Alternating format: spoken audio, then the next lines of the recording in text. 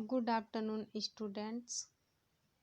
मैं अंशु चौबे, प्रवक्ता, सम्मान टीचर ट्रेनिंग सेंटर से। आज मैं DED SC/HI के 4th सेमेस्टर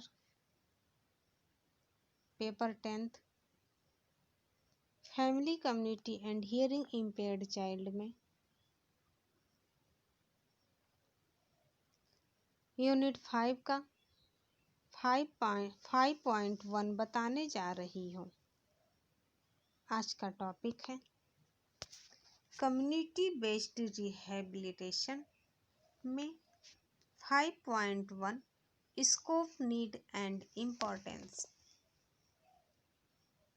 समुदाय आधारित पुनर्वास के क्षेत्र, आवश्यकता और महत्व। निःशक्त बच्चों के लिए समुदाय आधारित पुनर्वास के क्षेत्र, आवश्यकता और महत्व क्या है, आज हम उस पर चर्चा करेंगे।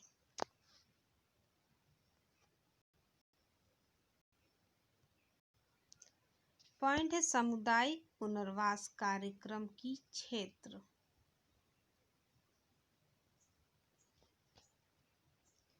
भारत में विकासशील देश है। भारत एक विकासशील देश है। यहाँ के लगभग 75% आबादी गांव में निवास करती है। ग्रामीण समुदाय में अनेक समस्याएं होती हैं, जैसे कुपोषण, अज्ञानता, अस्वस्थ जीवन, बेरोजगारी आदि।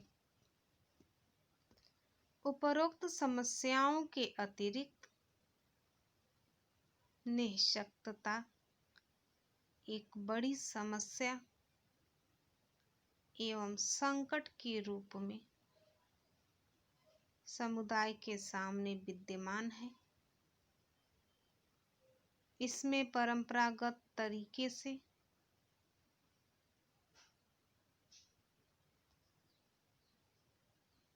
परिवर्तन लाने के लिए कुछ विकासात्मक कार्यक्रम की आवश्यकता होती है।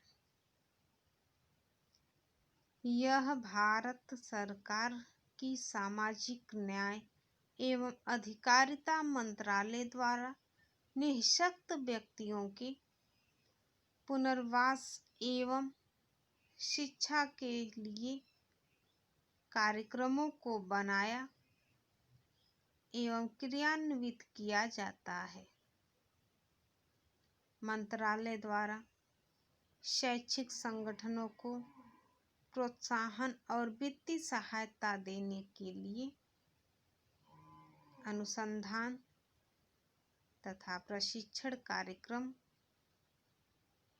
का भी आयोजन करता है। इस मंत्रालय के अतिरिक्त अनेक राष्ट्रीय एवं अंतर्राष्ट्रीय सरकारी एवं गैर सरकारी संगठन भी समुदाय आधारित पुनर्वास कार्यक्रम में संस्थाओं को अनुदान प्रदान कर मदद कर रहे हैं। अक्षम व्यक्तियों की संपूर्ण जनसंख्या में लगभग 60%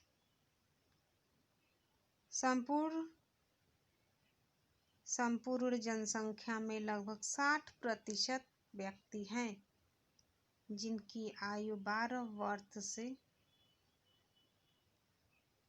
कम है। 6 वर्ष से कम उम्र के बच्चों की संख्या कुल अक्षमता ग्रस्त व्यक्तियों की लगभग 45% है।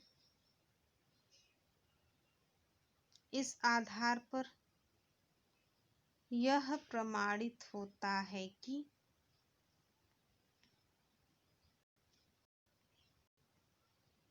हमारी कुल जनसंख्या में लगभग 7 से 8 करोड़ जनसंख्या निःशक्त जनों की है, जो किसी भी देश, समाज एवं समुदाय के लिए एक बहुत बड़ी चुनौती है।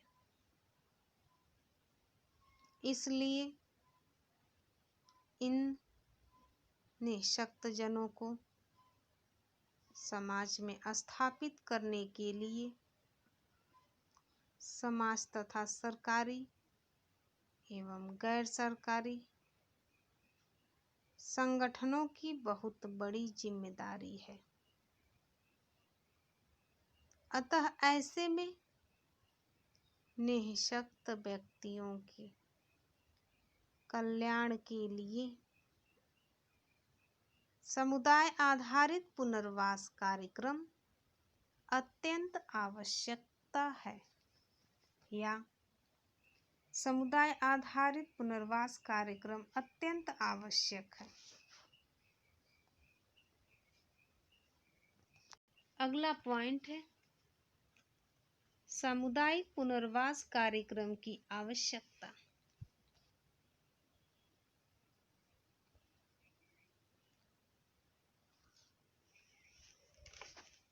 ग्रामीण समुदायों में अनेकों समस्याएं होती हैं, जैसे कुपोषण, अशिक्षा, अज्ञानता, अस्वस्थ जीवन, बेरोजगारी इत्यादि। इन सभी समस्याओं में निःशक्तता एक बड़ी समस्या एवं संकट के रूप में समुदाय के सामने विद्यमान है। इसमें परंपरागत तरीके से भौतिक परिवर्तन लाने के लिए कुछ विकासात्मक कार्यक्रम की आवश्यकता होती है। समुदाय आधारित सेवाएं प्रदान करने के लिए निःशक्त व्यक्तियों को सर्वप्रथम कार्यक्रम की एक सामान्य रूपरेखा तैयार की जाती है।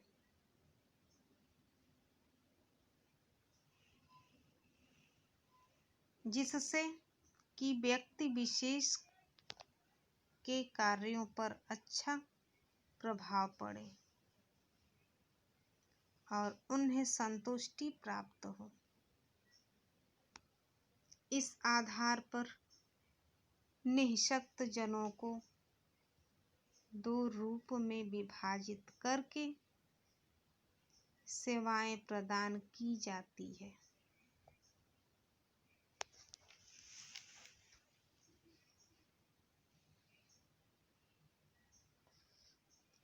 इसमें नंबर 1 है पुनर्वास के रूप में अक्षमता या अन्य कमजोरियों के कारण जिस व्यक्ति ने कार्य क्षमता को खो दी है उसकी सहायता करना। जो व्यक्ति निःशक्तता की स्थिति में होता है उसकी मूलभूत क्षमताओं को उसके ज्ञान, अनुभवों तथा उसकी अभिवृत्तियों के विकास में सहायता की जाती है। उसके अपने समुदाय में ही वातावरण को बेहतर बनाते हुए उसे पुनर्वासित किया जाता है। नंबर 2 है योगीकरण के रूप में। इसके अंतर्गत जन्मजात निःशक्तता ग्रसित व्यक्तियों की सहायता की जाती है। इसमें व्यक्ति की उस योग्यता का जो कभी उत्पन्न न हुई हो या कम रह गई हो का प्रशिक्षण के द्वारा विकास किया जाता है।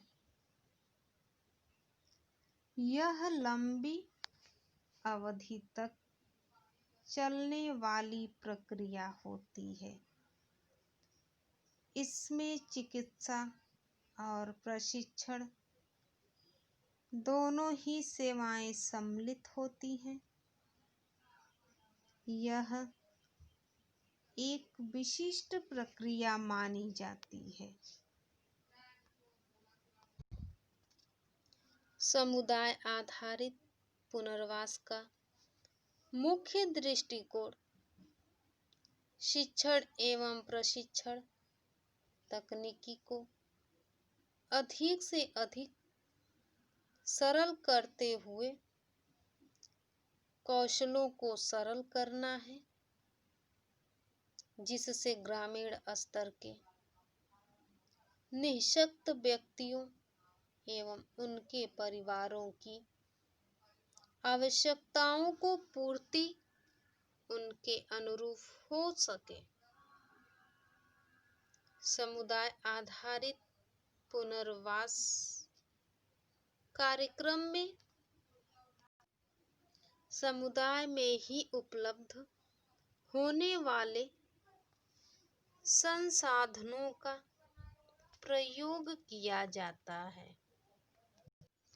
जिससे कि प्रशिक्षण व्यवस्था सरल बन सके तथा उस पर कम से कम खर्च भी पड़े।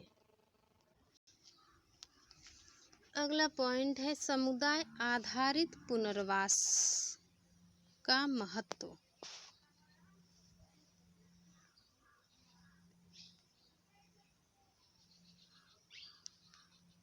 समुदाय आधारित पुनर्वास की निम्नलिखित महत्व है।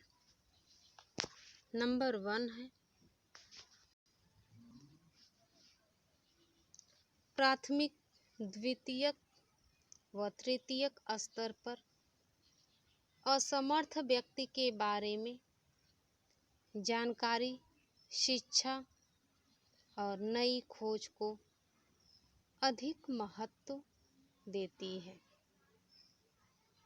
नंबर 2 है असमर्थ लोगों के प्रति परिवार और समाज में एक सा भाव। नंबर 3 है समुदाय में तैयारी, आगे बढ़ने की चाह और विस्तार की भावना का विकास। नंबर 4 है जन्म के समय माँ और बच्चे को होने वाली परेशानियां तथा चिकित्सालय में ले जाने तथा इससे संबंधित अन्य जानकारी प्रदान करना। नंबर 5 है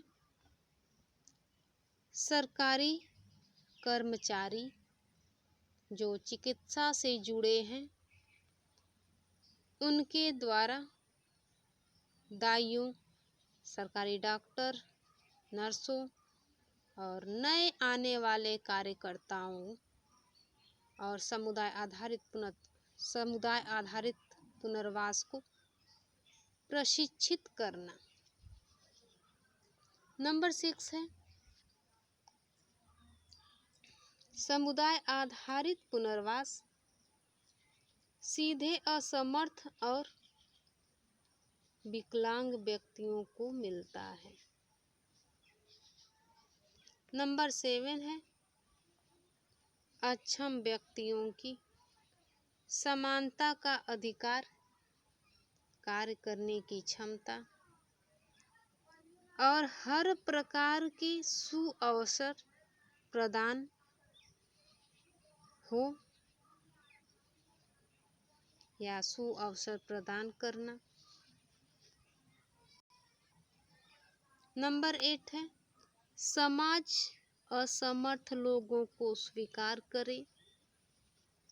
नंबर 9 है असमर्थ लोगों को आसानी से कर्ज और दूसरी सहायता प्रदान करना। नंबर 10 है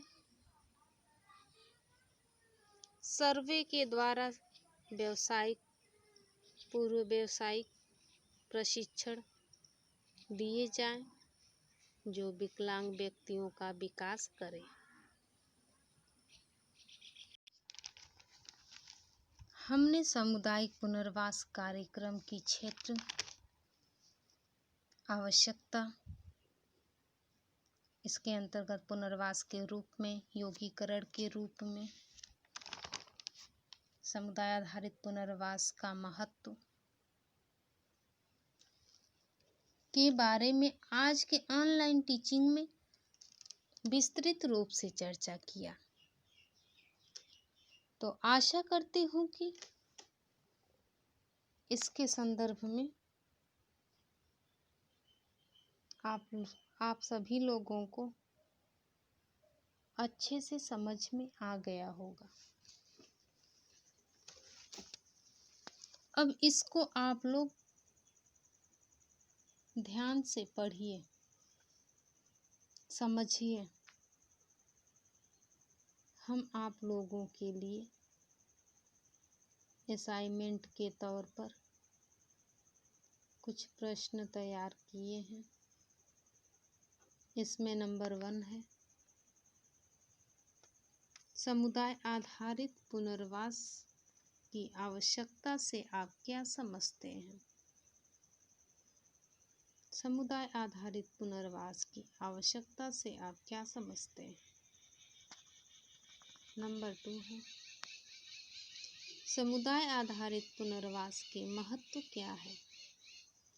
नंबर 2 है समुदाय आधारित पुनर्वास के महत्व क्या है?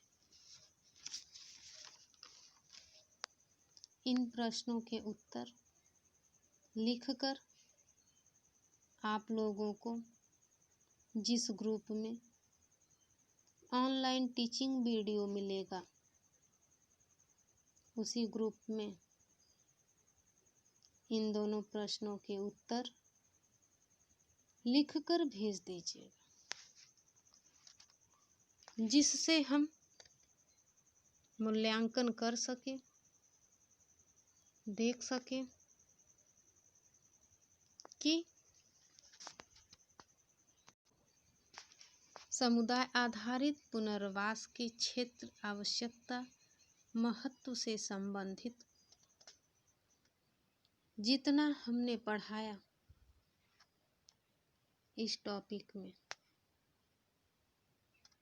आप लोगों को कितना समझ में आया। ठीक है, तब तक के लिए